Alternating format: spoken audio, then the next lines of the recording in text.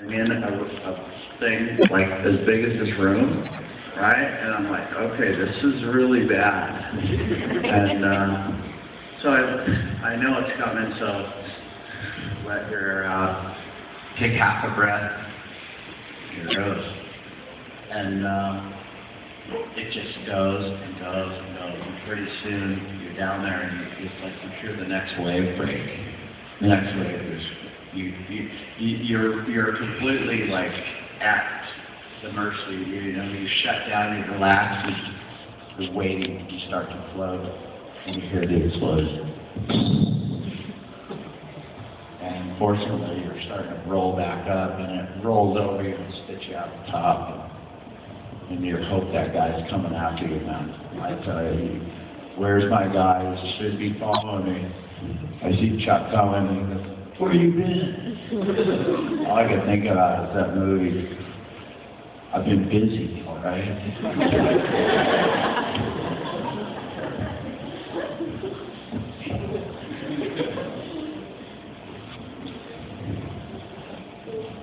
I wanted to ask, anyone can answer this actually, but when you're out in the ocean and you're pretty far off the coast at Mavericks, is there a landmark that you guys use to line up on the hole to know how deep you are and kind of judge where you're at on the reef?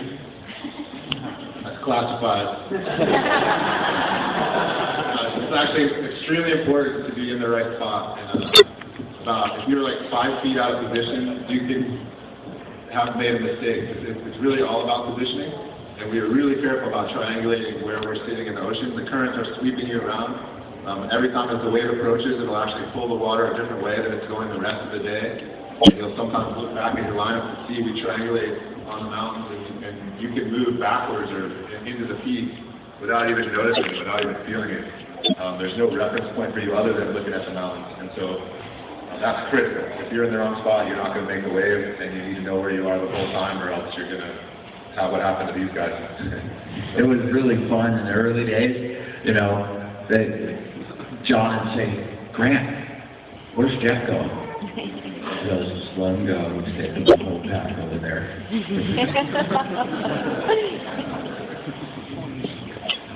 Yeah, positioning is everything. You've got towers, you've got trees, you've got rocks this way that line up with valleys in El Granada. You've got the tower, the tree, and then little carves in the cliff. But once you get out to certain zones, you can see ice plant right behind that ledge. And then the fog comes and you go, oh, where am I? Is that right there? So this isn't so much as far as Mavericks is concerned, but just between all four of you, and anybody can answer, how do you manage to maintain such a passion for surfing for so long?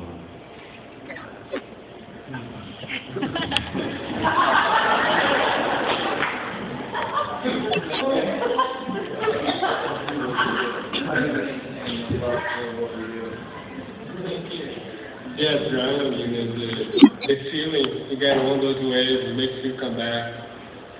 And yeah, I guess.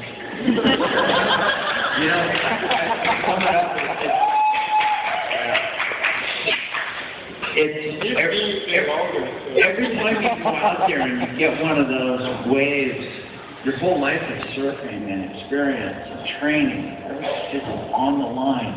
And if you're successful, it's so gratifying. And if you're not, you work harder because, it's addicting. Yeah. So a lot of people try to get rid of it. How do you make it go away so you can live your life? But it's like obsessed, so you're stuck. Every time the waves are big, you can't think of anything else. Your wife's gonna be mad, and you're gonna make a mistake and go out in the water and feel better.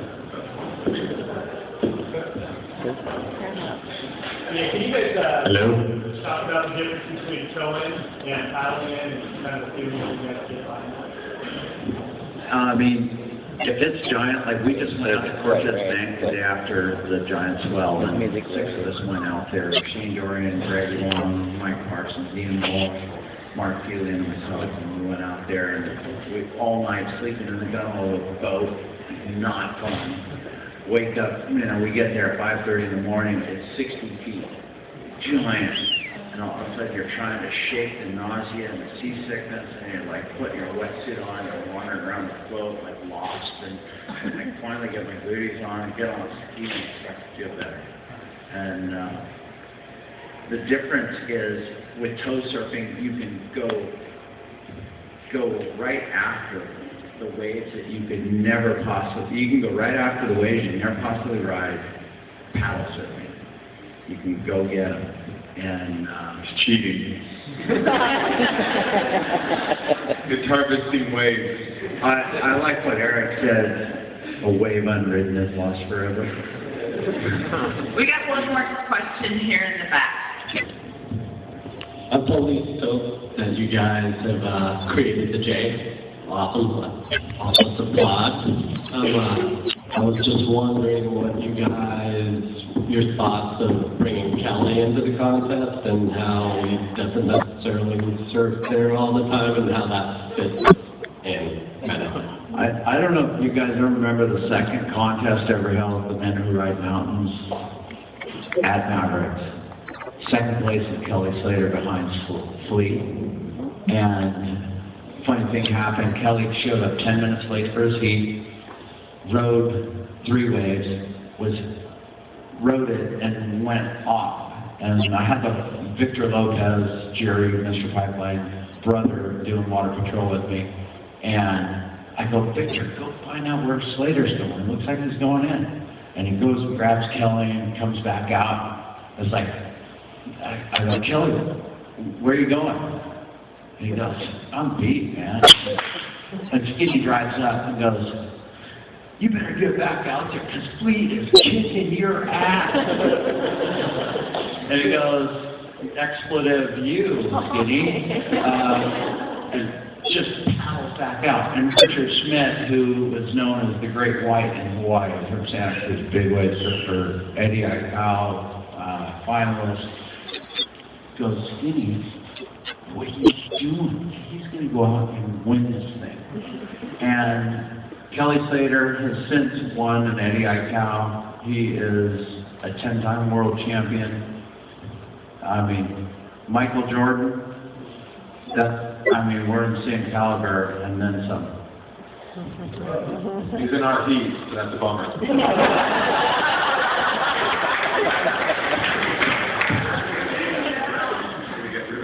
We get Ryan and I are about 12, 13 feet together. We're going to get in his way. I have a couple right here real quick. How many boards do you break a season, and how did your first wave of Mavericks change your perception on surfing? I'll take the first question.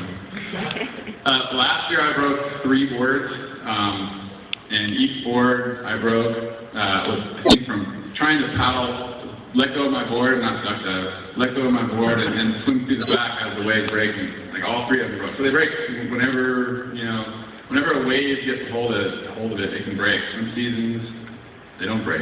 You can go years without breaking the board, and then one season, they just kind of bad luck, I think. I broke 2 in one day. The last board I broke was a wood board that Danny Hess made, and he let me try it.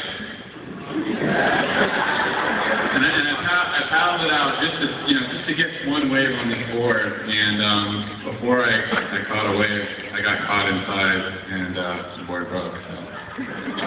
Danny wasn't very happy about that. Better glass on this.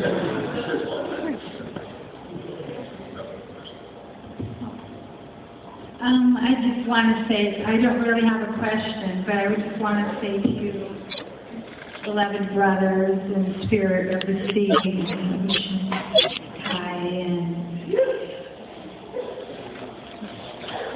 I have, and all of us have a deep love and spirit for, so sometimes words are so limited, but just honor, the deepest honor and respect. And I bow down and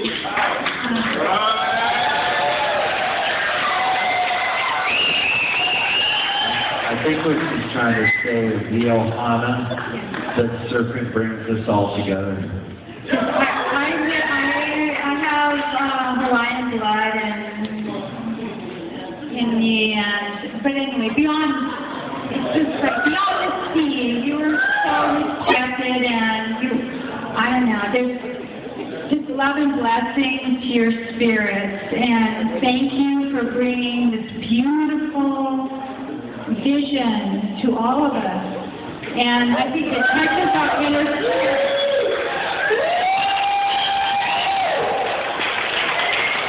Anyway, love and blessings, and then you carry on and ride the wild curve. And Thank you.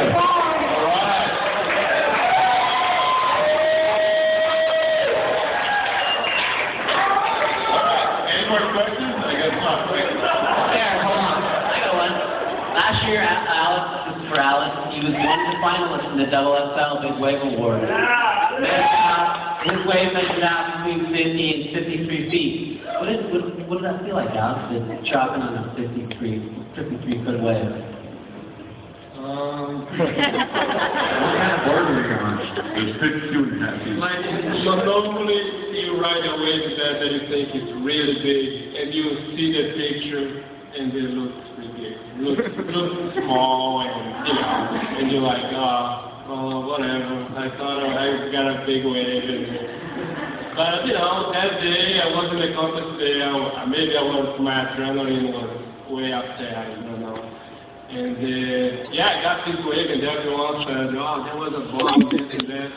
And for me, it was just not like another wave, but it was the other way around. When I look at the footage and the picture was like, wow, that's big.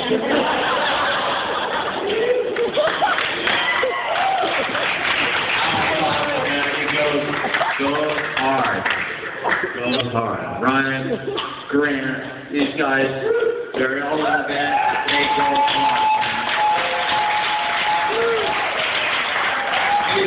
Dorothy, can you cut the lights for a second? Just cut the lights just for a second. So it's Alex's birthday, so we're going to sing happy birthday to Alex.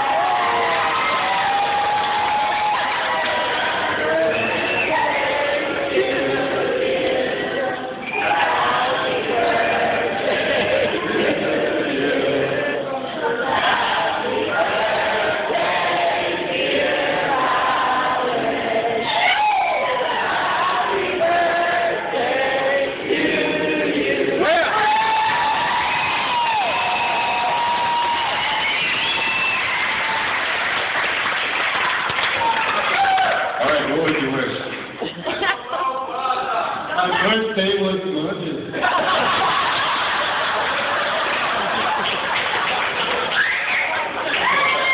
Yeah, but still, you have a wish, right? It's a week-long celebration. I can tell. Thank you all for coming out tonight, man.